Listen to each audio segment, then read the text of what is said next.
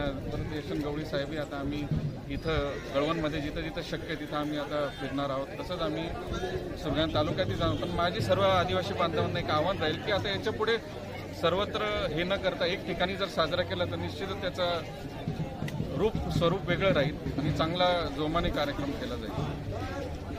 मनापासून जागतिक आदिवासी दिनाच्या शुभेच्छा देते। या ठिकाणी खरोखर आपली आदिवासी संस्कृती काय असते हे मला या गावात येऊन बघायला छानपैकी मिळालंय।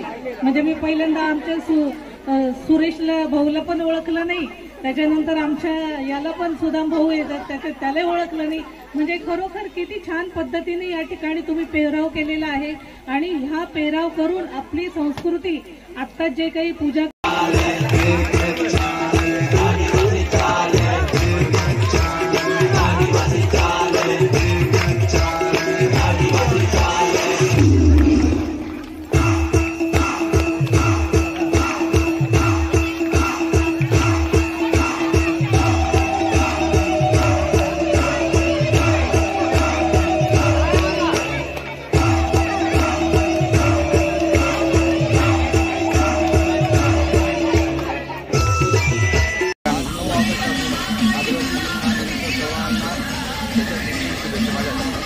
अतिशय शांतता प्रिय असलेला या समाजाचं या देशाच्या जडणघडणीत अतिशय मोठं मुलाचं योगदान आहे आणि आज अतिशय आनंद वाटतो की सगळे समाज बांधव एकत्र येऊन हा आजचा आदिवासी दिन अतिशय उत्साहात साजरा करत आहेत। या उत्साहात आम्ही सुद्धा सगळेजण सहभागी आहोत।